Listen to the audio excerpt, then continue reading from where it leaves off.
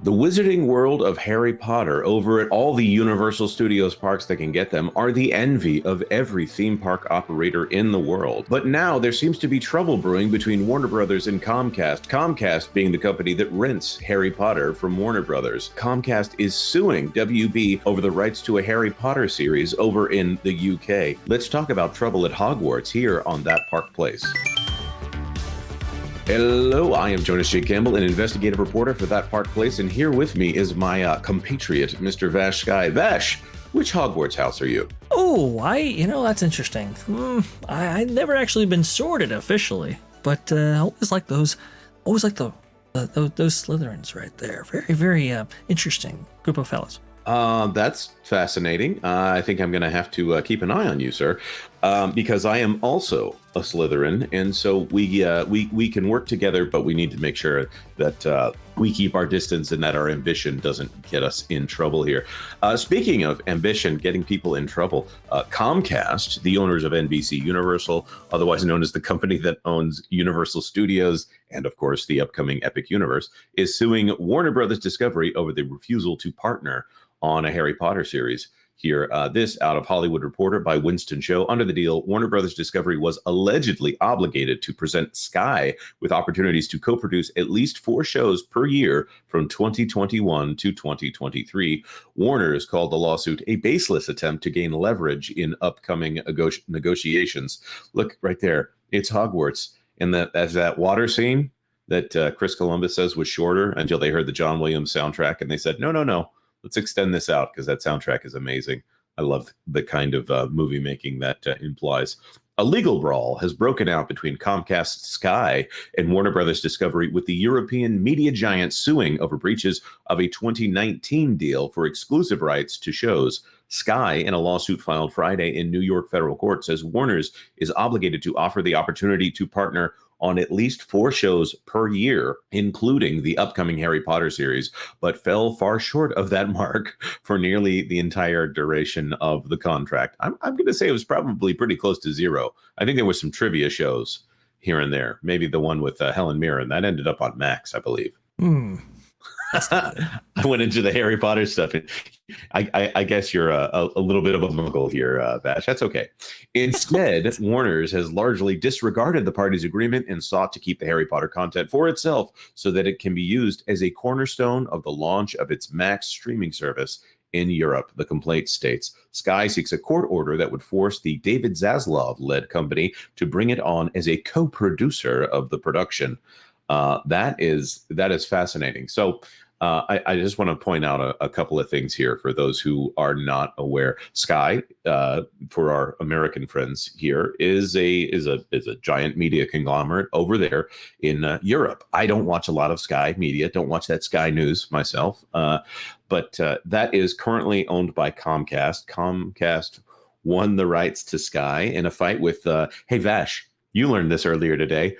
Who was going to buy Sky before Comcast outbid them? Well, this is very interesting because apparently Disney was going to buy Sky at a certain point, which was very interesting because this is around the time period in which Disney was also trying to acquire Fox itself. So yeah. Fox eats Sky, Disney eats Fox. Very interesting. Yes, that's right. Comcast outbid Fox in a $39 billion takeover of Sky. There was bidding going on between Comcast and Fox in order to buy Sky Media, which I think there was some cross pollination in there. Anyways, I think Fox owned part of Sky already. It's been a while since I wrote my research on this, but essentially Brian Roberts came in and outbid for this. So this was a consideration when they were talking about Disney paying that eventually $70 billion in order to buy Fox. This $40 billion boondoggle right here was something that would have entered into the purchase price. So Disney was going to buy Fox. And then there was a question about, okay, what if Fox buys Sky? So Disney would have been on the hook for, it wouldn't have been $40 billion because obviously this was the knockout blow that got Bob Iger out of the running here. But this $70 billion could have been something more like $110 billion. It's insane. So But crazy. yeah, yeah. Just that's something that might be of interest to people who watch this channel, and that is why we're talking about Sky today, because it's not Comcast, it's Comcast owning Sky, and then Sky had the rights here. But of course, we're very focused on Harry Potter because it is the biggest IP in the theme park space right now, with Nintendo rising up behind it.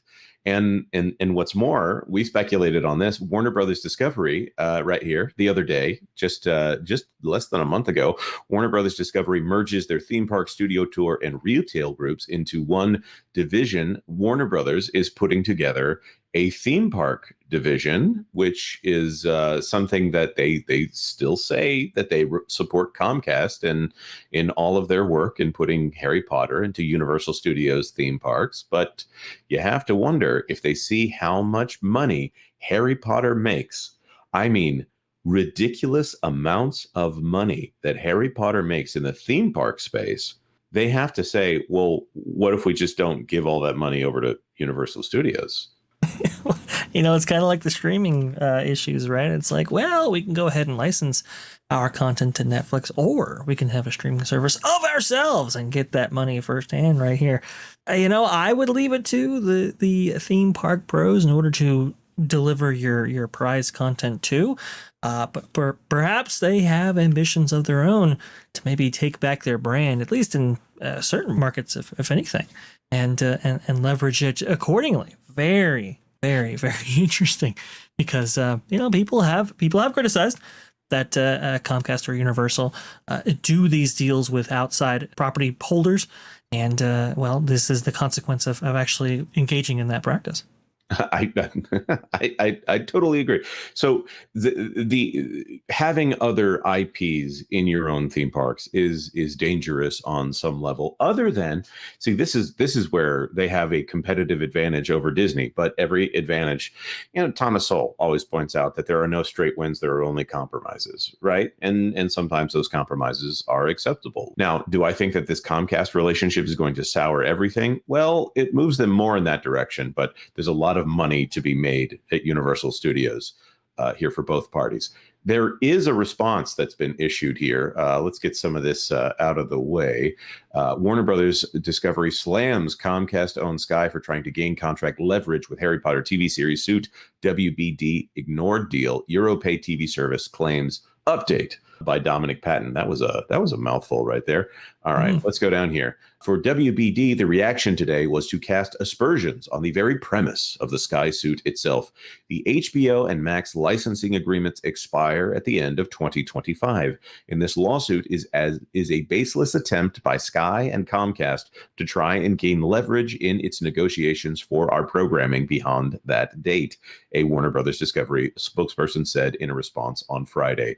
We know HBO branded shows are critical to Sky, as evidenced by their desire for over a year to find a way to renew our agreements. And this lawsuit makes it clear that Sky is deeply concerned about the viability of its own business, were it to lose our award-winning content, the partially John Malone-owned WBD added. Wow. Ouch. WBD will vigorously defend itself from this unfounded lawsuit as we move forward undeterred with plans to launch Max, including the new Harry Potter series in the UK and other European markets in 2026. I'm surprised they didn't add pricing onto that little ad at the end.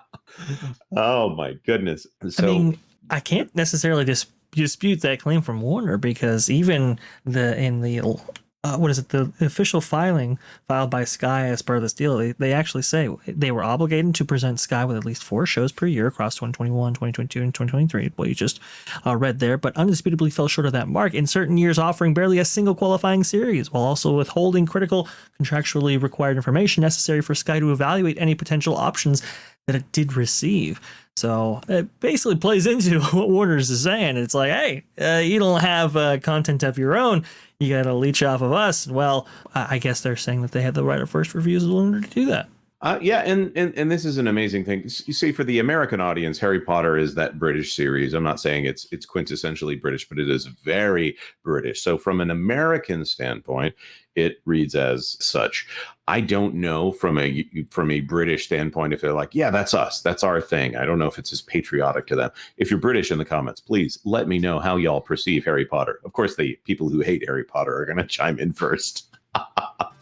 So we are going to be following this situation. Oh, I forgot. There's one more dig here at the end. Dominic Patton writes, pretty straightforward, especially for a lawyer like Zaz.